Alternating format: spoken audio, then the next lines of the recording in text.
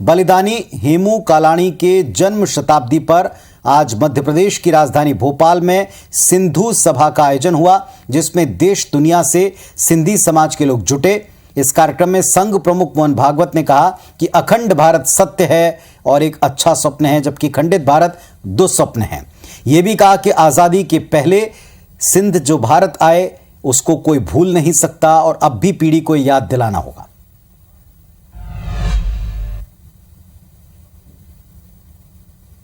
हमको भारत को बसाना है। भारत खंडित हो गया तो खंडित शरीर तो रह नहीं सकता ना, जोड़ना पड़ता है। मेरे कहने का कतई ये मतलब नहीं है कि भारत आक्रमण करे पाकिस्तान पर, गलत बात है। हम उस संस्कृति से नहीं है जो किसी पर आक्रमण करती है। हम उस संस्कृति से है जिसने जी जान से मुंह तोड़ जवाब देकर अपनी रक्षा तो की है। वो तो हम करते हैं, करेंगे।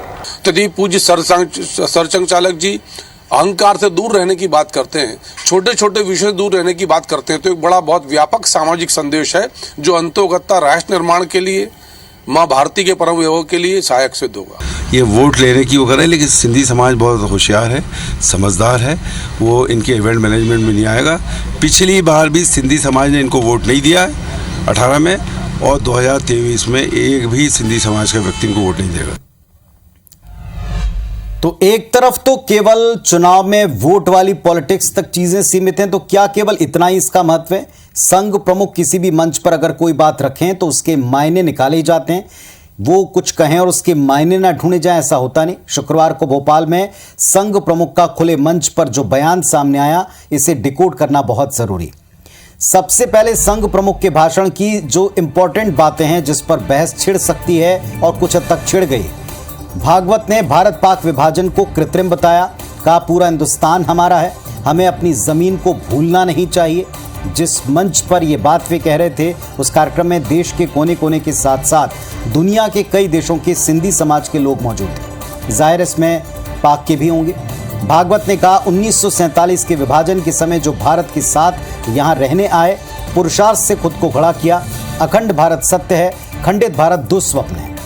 वहां यानी पाकिस्तान में फिर से बारी आएगी तो आप वहां भारत को बसा सकते हो, यह भी उन्होंने कहा। सिंध को भूलना नहीं है, इसके लिए आज की पीढ़ी को, नई पीढ़ी को उनके लगाव के साथ जोड़ना पड़ेगा।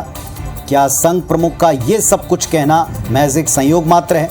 क्योंकि देश के रक्षा मंत्री राजनाथ सिंह इस वक्त भोपाल में हैं। देश की तीनों सेनाओं के प्रमुख अलग आयोजनों में भोपाल में हैं। उनका इस मंच और इस आयोजन से सीधा कोई जुड़ाव नहीं। लेकिन यहाँ ये बात भी लोगों को याद है और याद आई होगी कि बीते साल हिमाचल विधानसभा चुनाव के दौरान कांगड़ा में रक्षा मंत्री चुनावी रैली में थे और पीओके चाहिए, इस तरह के नारे लगे, जिस पर रक्षा मंत्री ने कहा कि धैर्य रखिए, होगा। इसके बाद नवंबर 2022 में कुछ वक्त बाद कश्मीर में बड़गाम में शौर्य दिवस पर रक्षा मंत्री ने पाकिस्तान को चुनौती देते हुए कहा था कि पीओके के साथ जो पाकिस्तान ने किया उसकी कीमत उसको भुगतनी पड़ेगी। रक्षा मंत्री यहां तक कह चुके हैं कि मोदी सरकार कश्मीर का विकास शुरू कर चुकी है और तब तक रुकेगी नहीं जब तक वो गिलगित बटालिस्तान तक पहुंच नहीं जाती। इसके बाद रक्षा मंत्री से खुले मंच पर यह सवाल भी पूछा कि क्या आप इसको लेकर कोई एजेंडा चला रहे हैं, तो उन्होंने कहा कि भारतीय संसद में 22 फरवरी 1994 को गिलगिट बटालिस्तान शेष हिस्से को फिर से भारत में लाने को लेकर सर्वसम्मति से प्रस्ताव पारित हुआ है। ये उनका नहीं बल्कि उस सर्वसम्मति का सम्मान होना चाहिए। मोदी सरकार का उद्देश्य उस संकल्प की पूर्ति के लिए।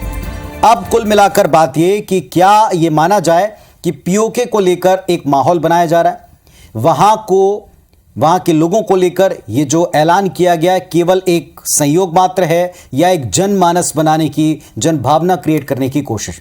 चलिए देखते हैं आगे इस विषय के ऊपर पॉलिटिक्स किस दिशा में जाती है।